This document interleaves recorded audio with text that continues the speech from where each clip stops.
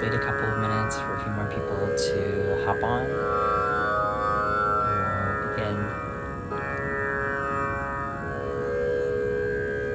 Welcome. I'm so happy to be here with you on Meditation Resolution Day 4, where we're discussing Om Namah Shivaya. Yes, greetings from Mount Eliza in Australia. It's very early in the morning here. Well, not so early anymore. The first live was at 6 a.m. Right now it's 8:20 a.m. And we have people tuning in from all over the world. Hi, George. Oh, George. Hi.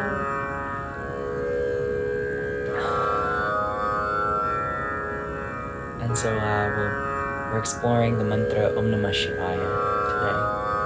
So it's my great honor and pleasure to be here with you, chatting about my favorite mantra, Om Namah Shivaya.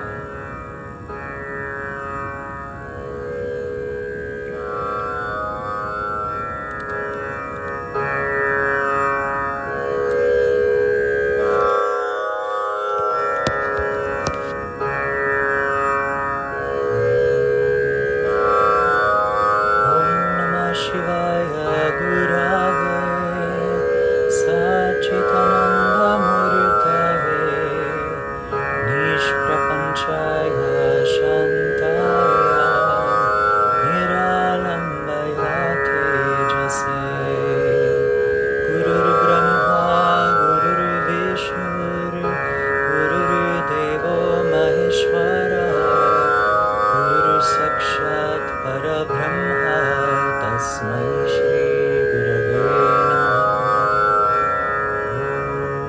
Sahana Bhavatu Sahano Bhunaktu Sahaviryam Karavavahai Tejasvi Navaditam Mastu Ma Vidvishavahai. Om Shanti Shanti Shanti. Satgurunath Maharaj Ki Jai. With great respect and great love, I welcome you with all my heart. As we chat today, if you have any questions or comments, you can go ahead and type them in, and I'll try and get to them as time allows. So I wanted to start off with a story. There once was a stonecutter who was very dissatisfied with himself and his position in life. And one day the stonecutter, he passed by a wealthy merchant's house, and through the open gateway, he saw many fine possessions and important visitors who were at the merchant's house. And the stonecutter thought to himself, how powerful that merchant must be. And he became very envious and wished that he could be like the merchant. And as is the way in these kinds of stories, through the power of his wishing, it's best we don't ask how, right? But through the power of his wishing, he becomes the merchant. He's suddenly transformed into the merchant, and he enjoys all more luxury and more power than he could have ever imagined. And soon, a high official passed by, and he was carried on a palanquin in a beautiful sedan chair, accompanied by attendants and escorted by soldiers with gongs. And everyone, no matter how wealthy, had to bow down before the procession. And he thought to himself, how powerful that official is. I wish that I could be that high official. And through the power of his wishing, he was transformed, carried everywhere in this embroidered sedan chair, feared and hated and loved by people all around. It was a hot summer's day, and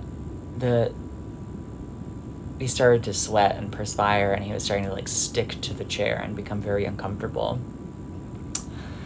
And he looked up into the sky, and he saw the sun beaming down as he was sweating. And he thought, how incredibly powerful the sun must be, totally unaffected by my presence. I wish that I could be the sun. And so through the power of his wishing, he's transformed into the sun. And after some time, a huge black cloud moved between him and the earth, so that his light could no longer shine on everything below. And he thought to himself, how powerful the storm cloud is. I wish that I could be the cloud. And through the power of his wishing, he becomes the cloud. And he rains down, and he's flooding fields and villages. But soon he felt that he was being pushed away by some great force. And he realizes, after a while, that it's the wind. Oh, how powerful the wind is, he thought. I wish that I could be the wind. And so he became the wind, blowing tiles off of the roofs of homes, uprooting trees.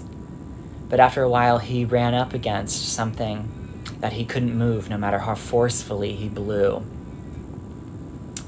It was a huge, towering rock. How powerful the rock is, he thought. I wish that I could be the rock. And so he is transformed into the rock, more powerful than anything else on the earth. But as he stood there in his power, he heard the sound of a hammer pounding a chisel into the hard surface, and he felt himself slowly being changed and transformed. What could possibly be more powerful than I, the rock, he thought. And he looked down and saw far below him the figure of a stonecutter.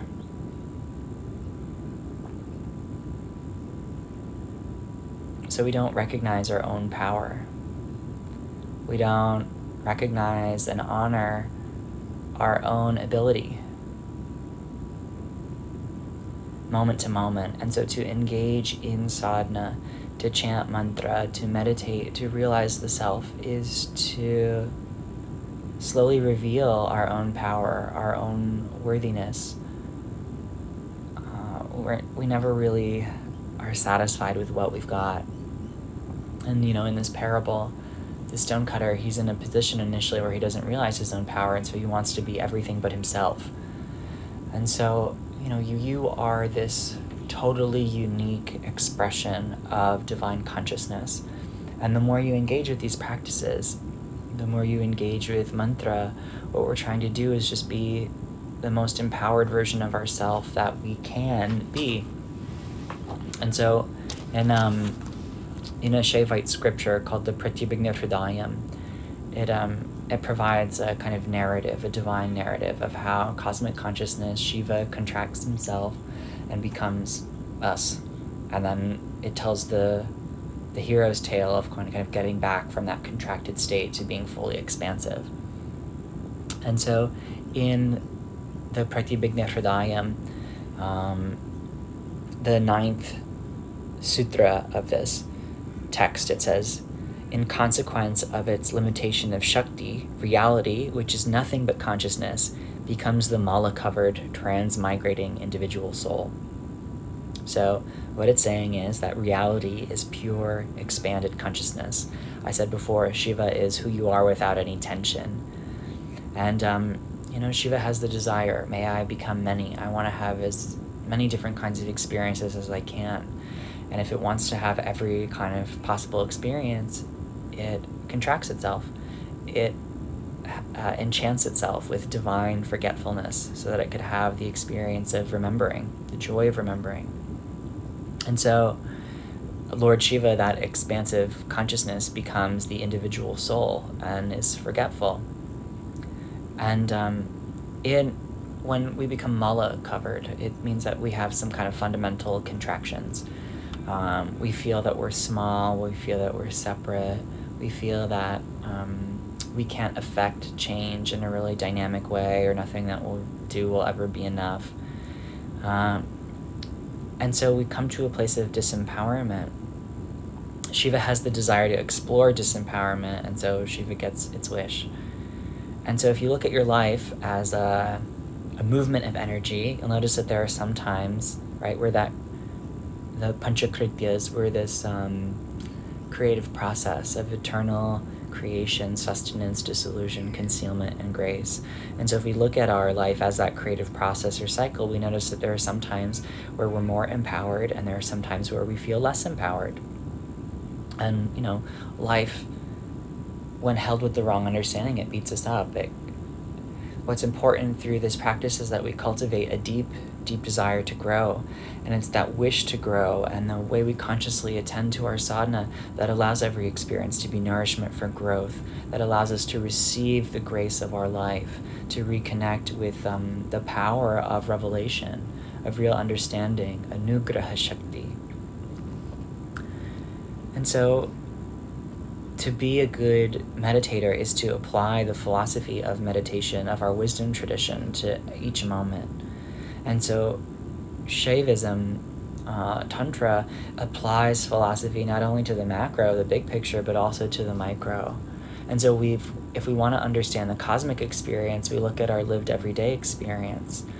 And so on a cosmic level, the same drama that's unfolding in the personal realm is also being played out eternally. So why would Shiva, who is cosmic consciousness, has total power, total freedom, choose limitation and contraction? Well, we're awake one moment and then we fall asleep, and we're totally in that experience. And so we could think of Shiva's experience like falling asleep, and our practice is one where we wake up to the grace, the ultimate reality, the truth, the love that's available to us each moment. So Sutra 9 of Pratyabhigna Hridayam tells, how cosmic consciousness contracts itself and we become limited and we forget. But Sutra 10 says even in this limited condition, the individual performs the fivefold act just like Shiva does. So that there's hope. All the things that God does, we do. We engage in creation, sustenance, dissolution, concealment, and grace. The fivefold panchakritya, the 5 acts of Lord Shiva. So even in our limitation, we're still divine. We're still the fullness of life. And whatever Shiva does, we do. We're just a contracted form of Shiva. We already have everything we need, and our Shiva state represents our perfection. So consciousness is at the core of everything. Whether it's a person, an organization, any object, the essence of everything is divine. And through our practice, what we're trying to understand is the inherent divinity of everything. And so Om Namah Shivaya, is a way that we can honor that divine, beautiful, messy, dynamic process. We have a question come in. Is the drifting and coming back in meditation parallel to the living of all of our lives? Yeah. So when you're in meditation and you get swept up in some thought or memory or idea or item on your to-do list or whatever it is, it's not really useful to beat yourself up over not being able to maintain focus. That's not the point. That's not the dance. But, you always remember. You always have this moment where you wake up to the process or the practice at hand. Oh, right, I'm supposed to be doing mantra now. I'm supposed to be reciting Om Namah Shivaya. And instead of beating yourself up over that you lost the plot or you lost the point, what we should do is delight in remembering, in the waking up. In the remembering and in the waking up, we're getting a glimpse of who we really are. We're being called back into presence. And the more we can delight in the remembering rather than despair in the forgetting, it adds fuel to our sadhana. It helps us really, really grow and receive the nourishment from our practice. And so, in a way, it kind of tempers us. For steel to be really strong, for steel to be really powerful, it has to be heated up really, really, really hot and then plunged into cold water, and then heated up really, really, really hot and then plunged into cold water. And it's this process, this cyclical process, this modulating between two things that helps the steel become very powerful, be very resilient. So in the same way, we temper our consciousness in the remembering and the forgetting, in the having our mind move out into the world and then coming back in to experience the self. That process, that turning of consciousness, makes us very, very powerful. And so I wanted to read a bit about the power of japa, the repetition of the mantra. So let me pull that up and I'll read to you some passages. So this is from Swami Muktananda, and this section of the text is called by japa, which is the repetition of the mantra, by japa life. Baba writes, if your meditation is full of japa, if your mind is not restless, if you can contemplate with love, how far can Kailas be? Kailas is the abode of Lord Shiva, where Shiva lives. By japa, meditation. By japa, yoga. By japa, love. By japa, direct knowledge. Muktananda, do ajapa japa, Parashiva is in you. So Baba's taking this kind of stance. Lots of times the poet saints of India, they're in this dialogue between higher self and lower self, where the self gives wisdom to the lower self. And so he's referring to himself in the third person here. He says, talking to himself, he says, do a japa japa. That means recognize the continuous stream of mantra going on inside of you as a natural process. And by that recognition, you experience Shiva, Parashiva, the highest form of Shiva, being within you. Right? So Shiva is inside you. God lives within you as you. Baba writes, while getting up, name, meaning the mantra. While sitting, name. While sleeping, name. While working, Rama and Rama alone. So it's just a mantra, Rama. With this japa, who needs tapasya? That means who needs austerity? Who needs to suffer to grow? So if you do your sadhana, if you open up to the wisdom of your practice, future suffering can be avoided. Right? There's no reason to suffer senselessly. If you learn the lessons, you break the cycle of habituated, compulsive desire and tension and experience. He writes, the high and the low, the ignorant and the learned, the holy and the fallen, men and women, all have been graced by the 5-syllable mantra, Namah Shivaya. It is the mother and source of the 70 million mantras. The 5-syllable mantra encompasses all deities, all sacred places. The universe arises and subsides in it. Muktananda always do japa of it. Goddess Chitti, consciousness, becomes pleased when you repeat your revered mantra with love. Mantra is one of her forms, right? So the goddess Shakti has taken the form of mantra, and the mantra is also Shiva. So our practice is one where we unite Shiva and Shakti, being and becoming, consciousness and energy. And so, Shakti is the kind of wild dynamism of our life, the wild ups and downs and lefts and rights and ins and outs. The outer world, the God that we can perceive is Shakti, and Shiva is that pure, unconditioned awareness. And so our practice is one of making contact with our Shivaness, and we bring Shiva to Shakti, or we bring the kind of craziness of our life into our inner space, and we recognize its divinity, and in that way we bring Shakti to Shiva. And so our sadhana is one where we're reuniting lover and beloved, and we come to realize that they were never separate. Shiva and Shakti are like fire and its heat. They can't be separated from one another. We've just been playing this kind of hide and seek, or this drama of forgetting and remembering. So Baba writes, Goddess Chitti becomes pleased when you repeat your revered mantra with love. Mantra is one of her forms. While bathing, while eating, while coming and going, continuously repeat Om Namah Shivaya in prana apana. So he's saying, use the mantra and let the mantra ride the wave of our breath, the ingoing and outgoing breath. So Om Namah Shivaya, breathing in. Om Namah Shivaya, breathing out. Om Namah Shivaya, breathing in. Om Namah Shivaya, breathing out. The breath is filled with grace. The breath is a gift that's continuously being given to us. And so one of the ways that we can honor the sacredness of our life is by bringing the mantra to the breath, by feeling the breath as sacred resonance or sacred sound, feeling the breath as mantra. Om Namah Shivaya coming in, Om Namah Shivaya going out. So how would your experience change if you could cultivate an honest, loving feeling toward your breath?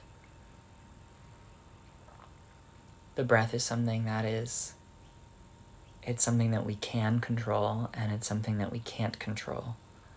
So in that way, it's an excellent teacher for us.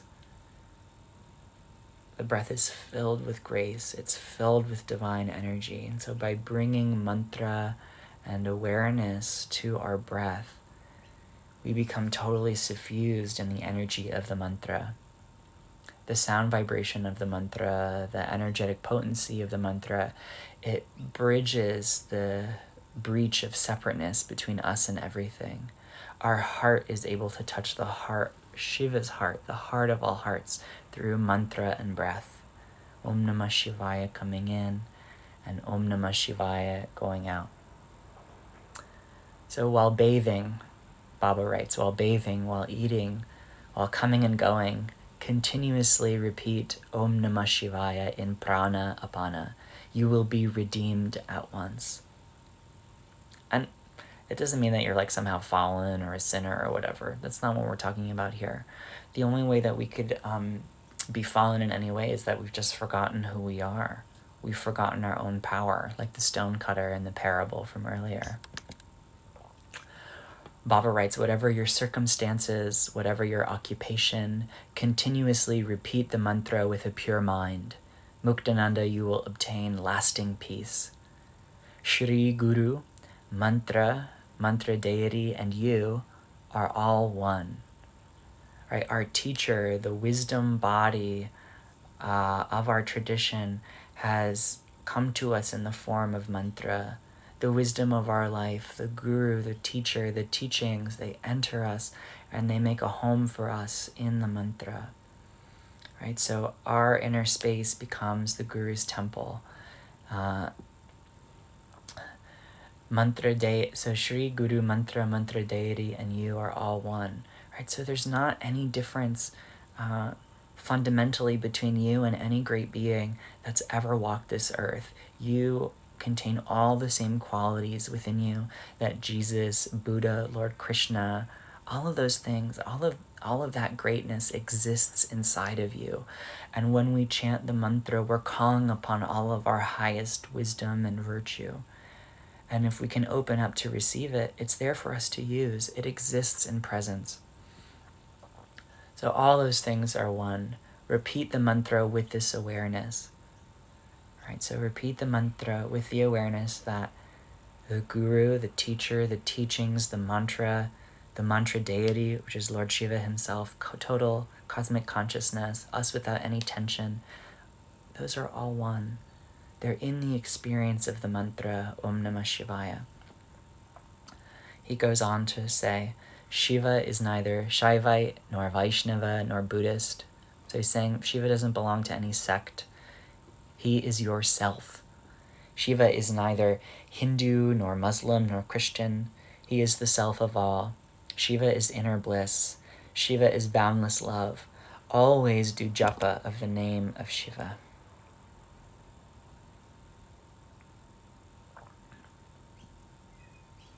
So there's no moment in this world that can't be uplifted through the use of mantra. Just take refuge in the mantra, in the repeating of the mantra. Your dedication to the mantra will reveal its fruit. The way you chant it with faith and with love unlocks the storehouse of that love that's inside of the mantra. Om Namah Shivaya. Do we have any questions? Go ahead and write them in.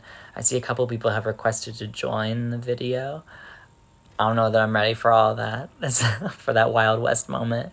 But if you have questions, go ahead and write them in. Questions about meditation, questions about the mantra, and we'll try and tackle some of those things.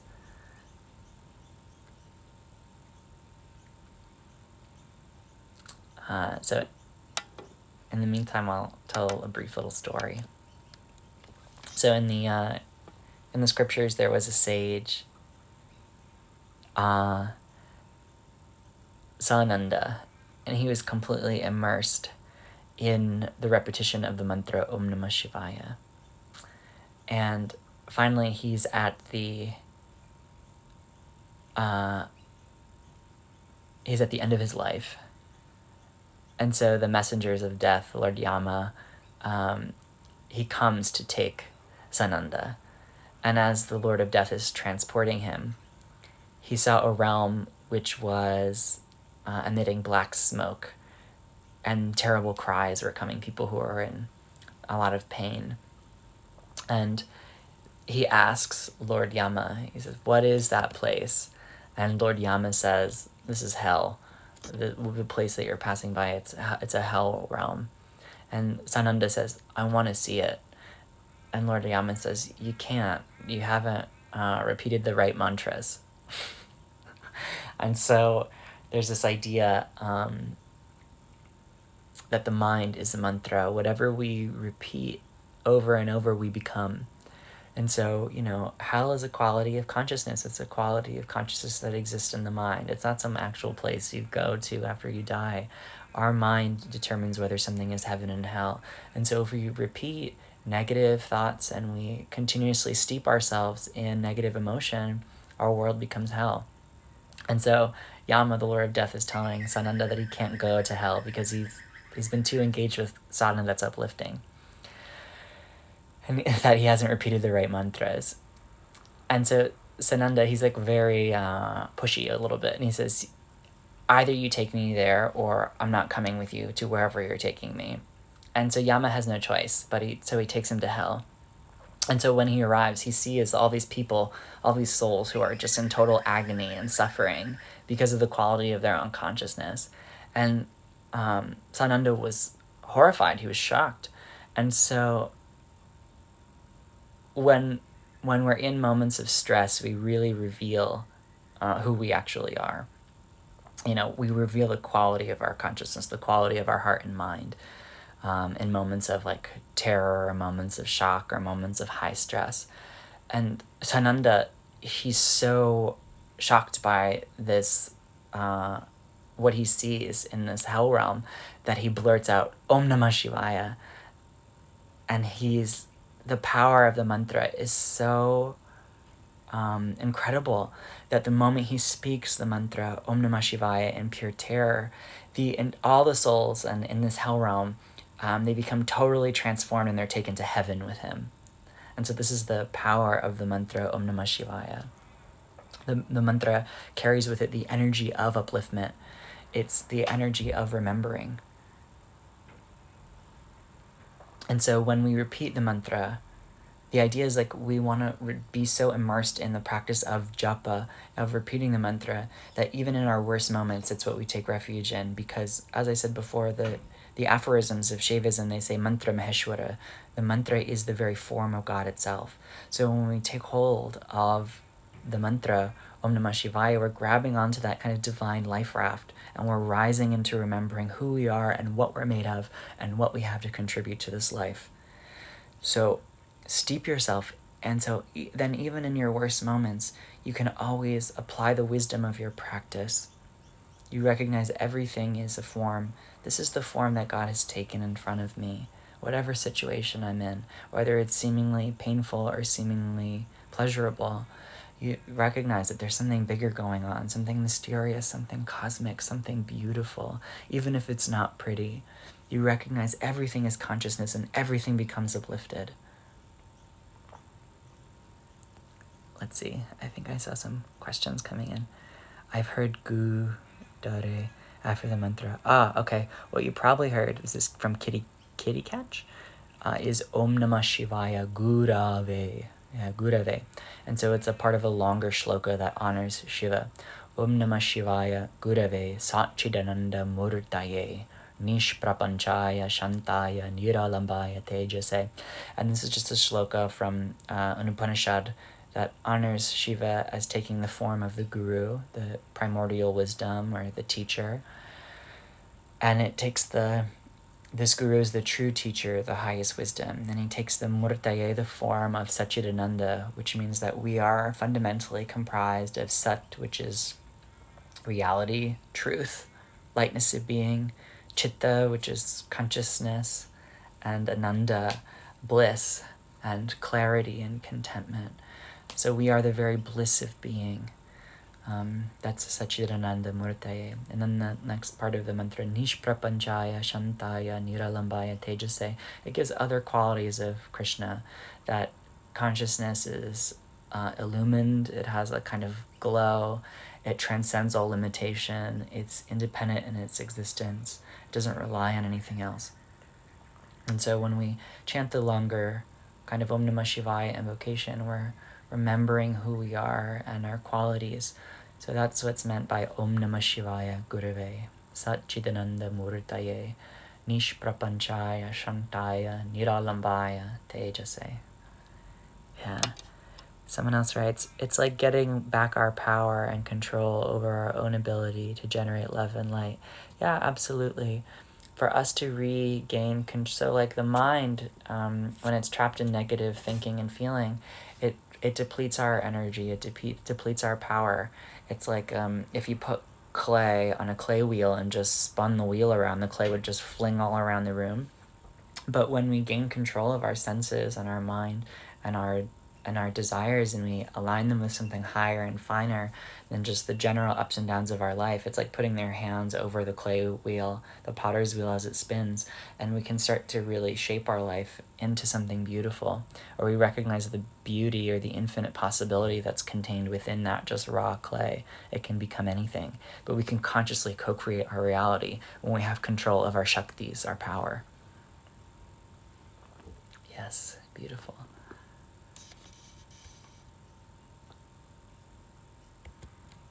Good. So I wanted to share with you just another little passage. This is from Baba Muktananda's spiritual autobiography, Play of Consciousness. And so in it, he describes his experience of Shaktipat initiation, being initiated into the mantra. So his guru is Bhagwan Nityananda of Ganeshpuri. So he writes, Gurudev sat me next to him, and by giving me the highly charged mantra Om Namah Shivaya, by showing me the meaning of Om and uttering Shivoham, which means I am Shiva, he had brought me to an awareness of oneness with Shiva. Right? So we contemplate our own self as being Shiva, the Absolute. He had shown me the external practice of Om Namah Shivaya, the great 5-letter mantra of salvation, and then spoke the word Shivoham, which is the form of the inner I am Shiva, within the heart. In this way, he gave me the underlying message of Shiva, the immortal Lord, and by saying all is Om, he gave me the insight that all is the one self. So this passage has a lot condensed into it. It says, there's only one thing, and we're all it, and it's Shiva. It's consciousness, and we are that. We are the highest level of reality. We are pure, unconditioned awareness. Who we really are isn't the collection of our past or our lists of things we like and dislike, our attractions and aversions, or the occupation we have, or who we're in relationship with. Who we really are is pure, unconditioned naturalness. So who were you before the world told you you had to be all these other things? Who are you before thought arises? If we inquire into that, we find that we're blissful, we're loving, we contain infinite possibility, we contain multitudes. And so by devoting ourselves to sadhana, by chanting the mantra Om Namah Shivaya, we align ourselves with that. So the mantra is literally a manifestation of that cosmic consciousness of Shiva. And it functions as our vehicle to enter into the heart of Shiva, which is our own heart.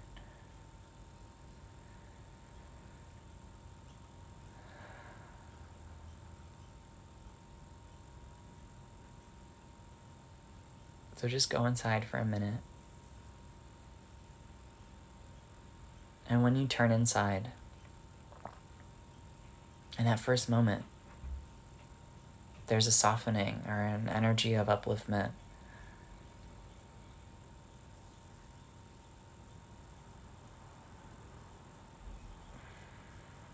Go into your inner space and really call yourself into that inner space.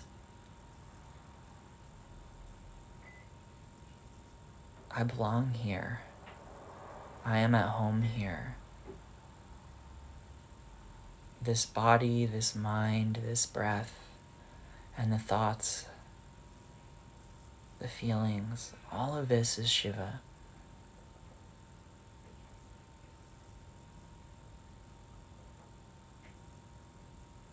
This is all the play of consciousness. This is all my own loving awareness. And all of the things outside of me too. Maybe other sounds you can hear, the other objects in the room. Consciousness has taken the form of all of these things. Nothing exists that is not Shiva. Nothing exists that is not sacred, not holy, not pure.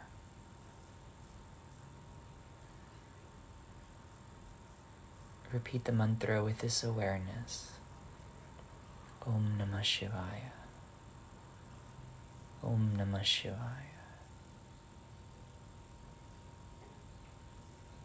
Let the mantra ride the wave of your breath.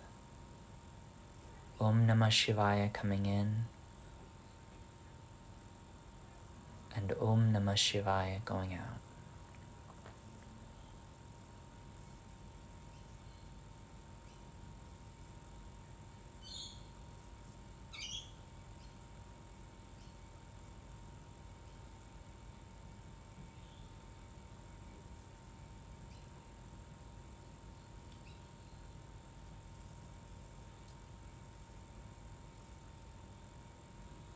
And after some time of letting the mantra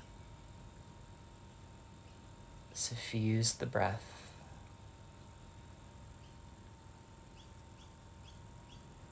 as the mind starts to calm down, you can let go of consciously joining the mantra to the breath. And you can just go on repeating the mantra internally at a rhythm that's comfortable for you. So if the mind is really slowed down, you can let the speed or tempo or quality of the mantra really slow down. Maybe it becomes kind of gooey.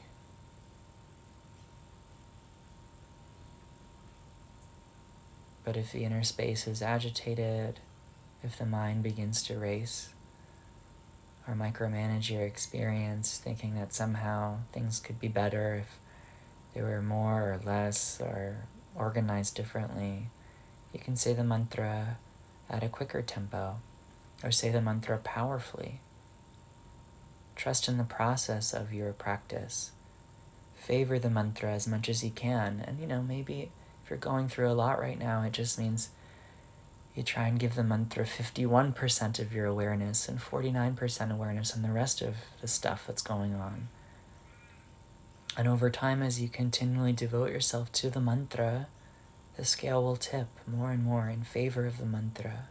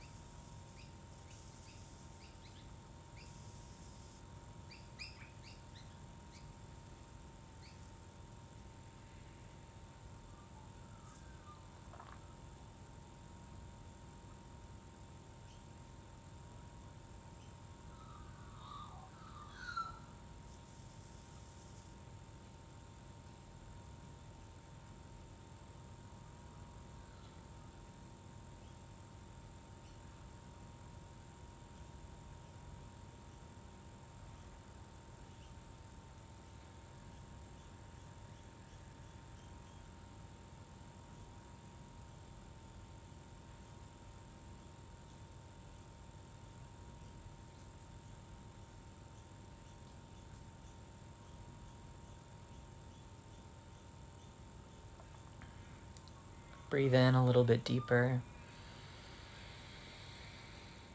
And breathe out a little bit longer.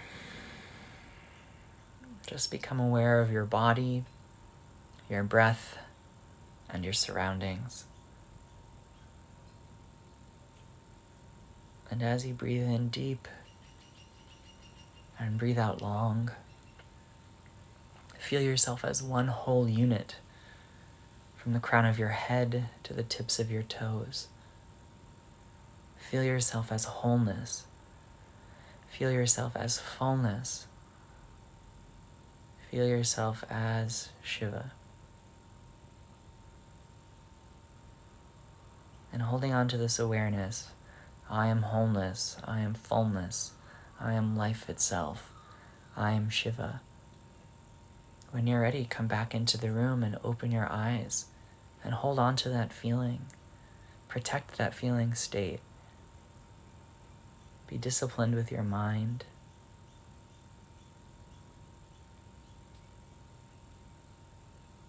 And try and hold this feeling of remembrance.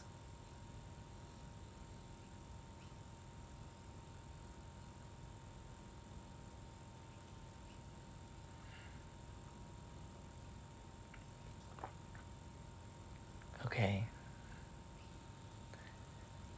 So I hope to go live at least one more time today. We'll do some chanting maybe later. And if you want to stay in contact with me, you can find me. I'm tagged in a lot of the stories today, Nataraj Chaitanya. And if you're looking for more, I have an upcoming course on mantra that the signups are launching for soon called Mantra for Life.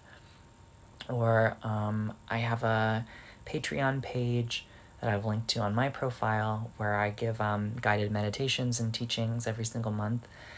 There's harmonium tutorials, hatha yoga classes, yoga nidra, guided meditations. So on my profile, there's a link to that. And if you donate at any amount, even just $1, you get access to everything. Because I wanted to make the teachings accessible. But if you have more to give, you give more. You give what you think you get out of it. So that's available too. And then I also have a workshop series coming up on goddess practice, on Shakti Sadhana. So I'll be posting more information about that soon. It's been such a pleasure being with you. And so once again, with great respect and great love, I welcome you with all my heart. Satguru Nath Maharaj Ki Jai.